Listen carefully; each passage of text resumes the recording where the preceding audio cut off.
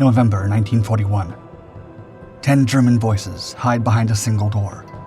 One of them might be the man Churchill called a master of war, the general who had turned the British Army into a retreating, demoralized force across North Africa once before. The soaked British commandos in the hallway had lost half their unit just getting here. Men swept into the Mediterranean. Equipment was scattered across 18 miles of the Libyan desert. Their radios were dead, and most importantly, their extraction plan was gone. Yet, if General Erwin Rommel, the Desert Fox himself, was behind that door, taking him out of the fight would change everything. As the lead commando pressed his ear to the wood, he could hear laughter, loud and confident. Maps rustling. Someone was barking orders in German.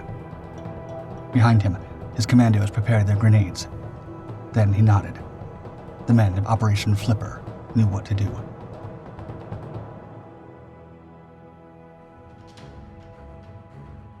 By autumn 1941, the British found themselves swept entirely and violently from Libya.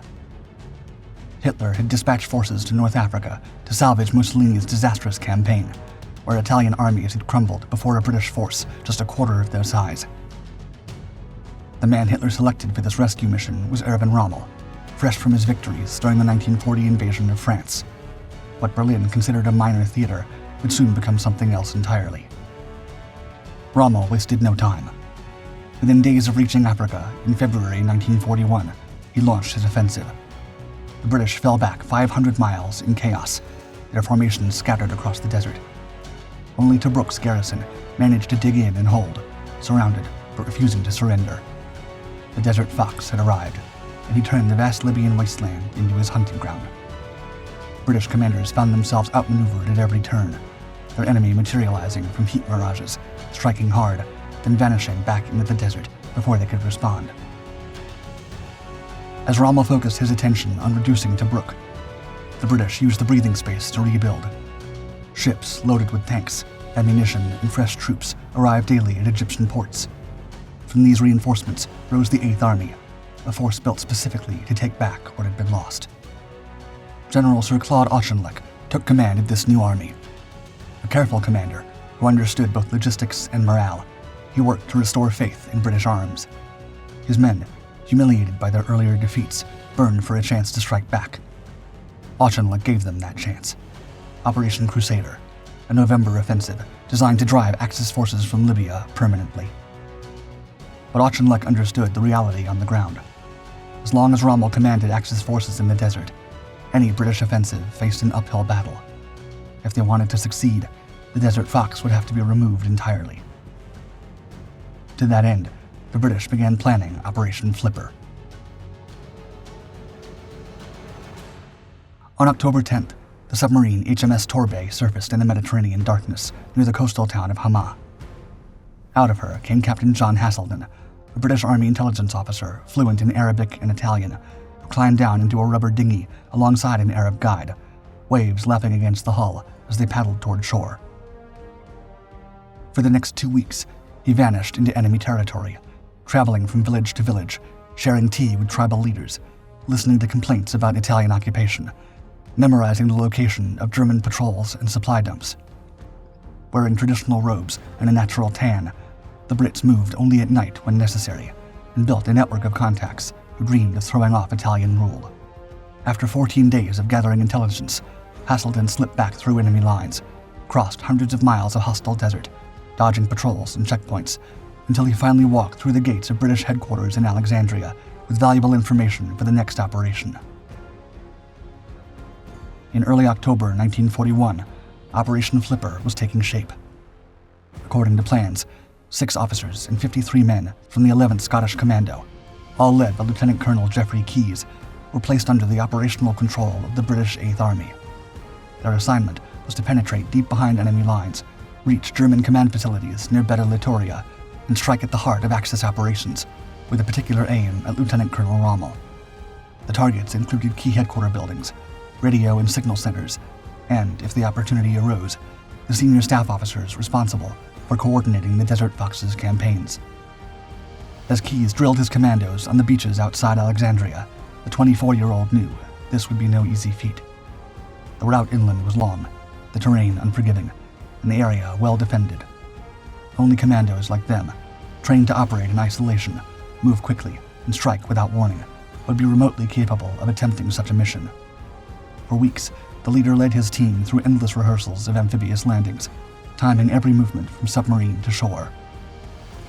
However, Operation Flipper drew skepticism from experienced officers. Extraction after the raid looked nearly impossible, and targeting Rommel's headquarters struck many as a desperate gamble. Everyone warned that only a lucky few would make it back. Even Colonel Robert E. Laycock, who commanded the 11th Scottish Commando that supplied Keyes' men, privately expressed doubts about the entire plan. But when his concerns reached higher command, he received a blunt response: keep quiet, or risk the operation being scrapped entirely. Laycock bit his tongue and said nothing more. Flipper would go on, with or without him. On November 10, 1941, the men of No. 11 Scottish Commando, assigned to Operation Flipper, boarded the T-class submarines HMS Torbay and HMS Talisman. Most still had no idea what the true objective was, as the vessel slipped out of Alexandria and turned west, bound for the Libyan coast. Aboard Torbay were Keyes, his second-in-command, Captain Robin Campbell, Lieutenant Roy Cook, 25 commandos, a Middle Eastern soldier who would serve as interpreter, and 2 Senussi tribesmen acting as guides through the difficult inland terrain. The remainder of the force, including Laycock, 4 officers, and 28 men, were packed aboard Talisman.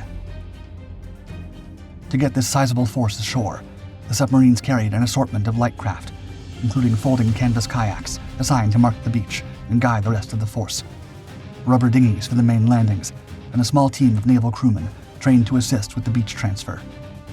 Ahead of them lay hundreds of miles underwater and an 18-mile trek across rough ground. Finally, 2 days into the voyage, as the boat sailed across the Mediterranean, Lieutenant Colonel Keyes and Major Laycock gathered the men and finally revealed the true purpose of the operation: a chance to strike directly at the head of the German command in North Africa. As the commando force continued its ocean journey, John Haselden was already in motion. On the evening of November 13th, he mounted a borrowed horse and set off to a remote stretch of shoreline near Hama, a quiet, sparsely inhabited area chosen as the landing site for the operation. Somewhere offshore, 2 British submarines were closing in, counting on Haselden to guide them in. Now, all he had to do was wait. Near midnight, HMS Torbay at last punched through the Mediterranean surface, only for the strong ocean current to violently roll her hull to port, before she snapped back as walls of water continued to crash all around the conning tower, the salt spray misting the officer of the deck as he desperately fought to keep his binoculars steady, trying to see the Libyan coastline appearing and disappearing with the motion. Behind her, HMS Talisman emerged from the depths and was also immediately caught in the same violent seas. Despite the rain and shifting spray across the bridge, the officer, squinting his eyes as best as he could, finally spotted Haselden's Aldous lamp, cutting through the storm exactly on schedule and marking the landing site. Below, the commandos, the majority of them already seasick from spending days in the cramped submarine, struggled up the ladder and onto the pitching deck, slick with water. Now they faced the near impossible task of transferring to rubber dinghies, while the craft of all sizes moved on different wave cycles. This unpredictable Mediterranean night bore no resemblance to the calm Egyptian beaches where Keyes and his crew rehearsed day in and day out. Here, Mother Nature had torn up their carefully laid Operation Flipper plans and scattered them to the salt wind. The crew sent out a fold boat first, 2 men paddling hard through the storm as best they could to scout if landing was even a possibility. Behind them, sailors struggled to haul rubber dinghies up through Torbay's hatch, trying to keep equipment containers from sliding across the wet deck. Suddenly, a massive wave crashed over Torbay, tearing 2 dinghies straight from the sailors' grip. Another wave caught a launched raft sideways, flipping it completely and causing men and equipment to tumble into the black water, all while those still on deck could only watch as the darkness claimed more and more of their valuable supplies.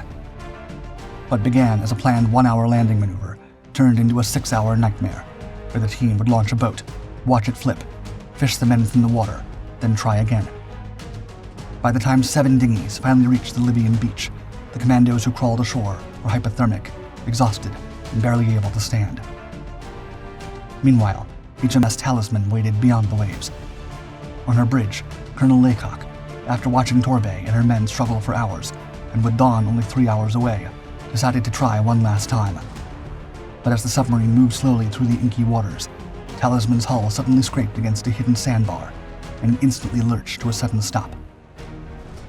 Right on the moment of impact, the sea attacked once more, and 7 dinghies with 11 men aboard were torn from her deck by a single massive wave. Seeing Commandos waddling in the water as the sailors did their best to haul them back, the clouds that hid the moon parted, revealing Talisman's exposed hull to anyone on shore. With no other choice, HMS Talisman's engines went on full reverse, and the submarine headed back into open water, taking most of her men with her. Only 4 of her boats made it to shore, including Laycock, who had now lost most of his men before the mission truly began. As the Libyan sun climbed over the horizon on November 14th, its warmth finally reached the scattered commandos. Shaking the salt crust off their uniforms, the men spread equipment across the rocks to dry, while others stripped on the weapons to clean their insides, all while Lieutenant Colonel Keyes moved among them, supervising it all. The leader counted 28 heads, where there should have been 60. Less than half his force had made it through the night. Gathering his officers around a flat boulder, he spread a waterlogged operational map between them and showed them the originally planned 4 targets for a full-strength commando unit: Rommel's villa at Beda Litoria, the Italian headquarters at Cyrene, the intelligence center at Apollonia, and the communication lines between Benghazi and Tobruk. But with their current numbers, Keyes decided to scratch off Cyrene and Apollonia. One small team, led by Lieutenant Cook, would split off to destroy the telegraph pylon near Cyrene, but the main force would go straight for the Desert Fox himself. As the young colonel reorganized the depleted squads as best he could, he tried to keep his expression as neutral as possible. With his Senussi guides miles away in the submarines, Haselden stepped forward and introduced him to his Arab interpreter, a young and nervous boy who claimed to know the route inland. By evening, the men were on their way. Walking through sheets of rain, nothing like the dry cold they trained for in Egypt, the commandos sloshed their boots through sand, mud, and sometimes knee-deep water. Though their equipment grew heavier with each mile, the ever-positive Keyes pointed out that the foul weather would at least keep German sentries indoors. On the night of the 15th, the team reached a steep cliff. With Keyes leading the climb, his fingers wincing in pain as he pulled himself up the rain-slick rock. One by one, his men followed suit. The heavy and cumbersome equipment passed hand to hand. Once at the top, the Arab guide, fearful of German retribution against collaborators, bolted into the darkness, abandoning the commandos on the ridge. The shocked Keyes stood in the driving rain, pulling out his compass and unfolding a map that was already beginning to dissolve. 18 miles of completely unknown terrain stretched between them and Rommel's headquarters. Somehow, he'd guide them through it. The first light of November 16th was so bright, it sent the commandos scattering among the rocks and thorn bushes, each man finding whatever concealment the desert offered. Through the early morning, they tried their best to sleep, weapons clutched tight. By afternoon, as they prepared to resume their advance in the desert, a group of locals approached Keyes' position. After a quick negotiation, one man stepped forward, willing to guide them at a modest price. Having no choice but to trust them, the leader agreed. At dusk, the commandos emerged from their hiding places and began their 18-mile trek toward their target, moving in single file through the growing darkness, walking endlessly until they stumbled onto a deep cave cut into a hillside, which, according to the guide, was only 5 miles out from Rommel's headquarters. The following rainy morning of November 17th, Keyes took 3 men to scout the approach to Beda Litoria, but the downpour drove them back to the cave within an hour. Instead, the Arab guide sent a small boy, young enough to pass unnoticed, to observe. After a few hours, the little boy returned. Soaked, yet excited, he crouched down in the cave and drew the main headquarters buildings and surroundings with a stick on the ground. Keyes translated the crude dirt map to paper, adding calculated distances and angles.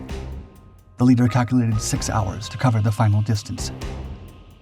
That afternoon, he gave out specific assignments and told them the operation's password: Island.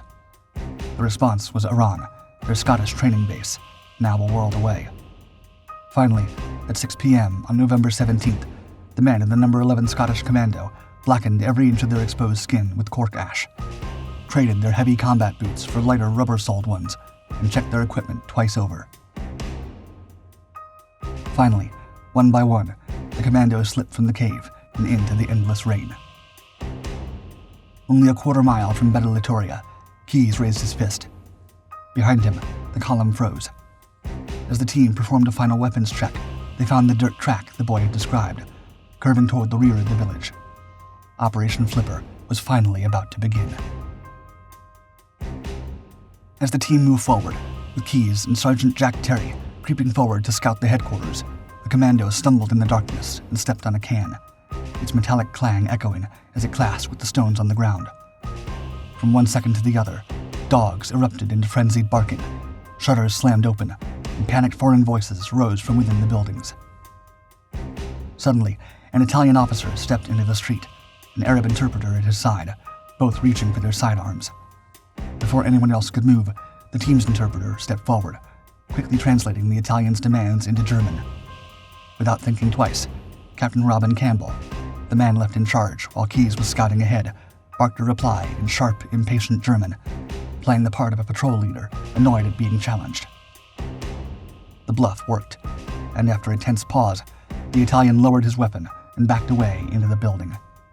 Close to the villa's garden fence, Keyes pulled out wire cutters and got to work, parting the metal strands. Then he realized that the previous statement to lift morale was right. The miserable weather had driven the guards indoors, and only a single sentry remained at his post near the entrance. Slipping through a small gap he'd cut through, the leader moved slowly but surely through the wet garden, until, once close enough to the guard, Keyes pulled out his knife and silenced him forever. The leader guided his forward team around the villa, hoping to get in through the rear. But the heavy door was locked, and the windows were sealed. Wasting no time, he turned the group toward the front, where Campbell stepped into view and hammered on the door, shouting in German for someone to open up. As the door slowly cracked open, a German guard peered out suspiciously, droplets of water dripping onto his steel helmet. Acting quickly, Campbell shoved the door wide as Keyes thrust his revolver into the sentry's ribs. The enemy reacted instantly, clamping down on the pistol barrel with both hands while he shouted an alarm at the top of his lungs. With no other choice, Campbell pulled the trigger, well aware that as his shot rang out, any hope of taking the villa by stealth was now completely shattered. As chaos broke loose, the commandos burst through into a dimly lit entrance hall and analyzed the insides of the building as best as they could. The staircase curved up the right wall, and light leaked from beneath one of the closed doors lining the corridor. From above, the men could hear the thunder of boots on the floor. When a German soldier appeared at the top of the stairs, before he could issue a warning, Sergeant Terry's submachine gun sent him tumbling down the remaining steps. Before they could move deeper into the villa, the garden door behind them swung open. A man stepped into the hallway. A flashlight beam sliced through the dark. But before he could act, a single pistol shot dropped him where he stood. Keyes moved fast, kicking open doors one by one, scanning each room for the Desert Fox. When he threw open the fourth, 10 German soldiers turned toward him at once, already reaching for their rifles. He fired a full burst from his Thompson and slammed the door shut as bullets tore into the frame and walls. By then, Campbell had a grenade ready, pin already pulled. Keyes took a breath, then kicked the door wide again. Just as Campbell raised his arm to throw, the Germans opened fire in unison, muzzle flashes strobing the doorway. Keyes was hit before the grenade even cleared Campbell's hand. Shot again and again, the young colonel staggered back, just as the blast erupted inside, blowing out every window and shaking dust from the ceiling. Campbell caught him as he fell, dragging him out into the rain-soaked garden. In the darkness, with water pooling around them, Campbell became the last witness to his commander's final breaths, the 24-year-old who had led them across impossible terrain, who never once considered turning back, even when every sign said the mission had already failed. Lieutenant Colonel Jeffrey Charles Tasker Keyes was gone, but there was no time to mourn. Seconds later, Campbell forced himself upright and ran back into the villa, his ears still ringing from the grenade blast. When no one emerged to challenge him, he ran as fast as he could to reach the covering party stationed at the rear to tell them Keyes was gone. Pushing through the back door, the darkness caused his own sentries to open fire. By the time the commandos realized who they were shooting at, bullets caught Campbell's leg, shattering bone, spinning him into the mud. As the now injured Campbell fought to stay conscious through the pain, Sergeant Terry appeared above him. Dropping in and out of consciousness, the now first in command gave out orders as best as he could, ordering to set the charges and make Keyes' sacrifice worthwhile. But upon checking the explosives, the truth was devastating. Day after day of African rain had soaked through their waterproofing. Now the fuses wouldn't light, and the timers weren't functioning.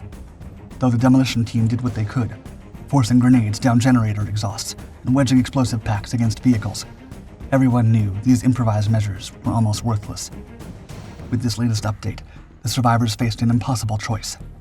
Their new leader, Campbell, couldn't travel back the 18 miles of hostile desert with his shattered leg, but staying meant capture, or worse for everyone. Knowing there was no other way, the commandos propped Campbell against the villa wall where German medics would find him, then vanished into the storm once more. As they stumbled back toward the coast, Rommel's headquarters remained standing behind them, barely damaged. The now third leader of the failed Operation Flipper, Terry drove the exhausted survivors through the day, and by late afternoon, the group stumbled onto the beach to find Colonel Laycock waiting, but no sign of the team that had broken apart to destroy the Cyrene pylon. Unbeknownst to everyone, they were the only ones that succeeded, but had been captured in the process. At dusk, HMS Torbay's periscope broke the surface once again, only a quarter mile offshore. Though Laycock signaled frantically, with poor visibility, the submarine gave no response. All through the night, their replies went unseen, and the 22 exhausted and terrified men huddled on the beach, watching their only way home sit motionless at sea. After moving to a nearby wadi to wait, at noon on November 19th, the men were spotted by a local Arab, and only minutes later, Italian troops and armed locals had them surrounded. At once, Laycock and his men scattered as best as they could. Some would try to reach the long-range desert group near Slunta. Others would hide and wait for the 8th Army. A few turned back toward the beach, hoping the submarine might return. Over the following 41 days, nearly everyone was hunted down and captured. Only Laycock and Terry evaded the net, moving stealthily through enemy territory, dodging patrols, scavenging water, until the duo finally stumbled into 8th Army lines at Cyrene. Operation Flipper was a complete and utter failure.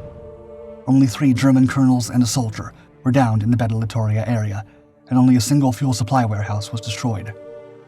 Meanwhile, the British lost 2 men, 28 were captured, and 3 were wounded. It was later revealed that the buildings Captain John Haselden identified during his reconnaissance near Beta Litoria were no longer being used as Rommel's command post. Though they had served that purpose briefly, by the time the raiding force was en route, the site had already been reassigned to another unit within the Africa Corps. Rommel had since relocated his headquarters closer to Tobruk, aligning himself more directly with frontline operations. In fact, at the very moment the British force was preparing to strike, he wasn't even on the continent, but at a meeting in Rome. British intelligence intercepted this news on November 16th, but there was no way to stop the operation in time. Despite the operation's failure, upon learning of Lieutenant Colonel Jeffrey Keyes' actions, the Desert Fox made an unexpected decision.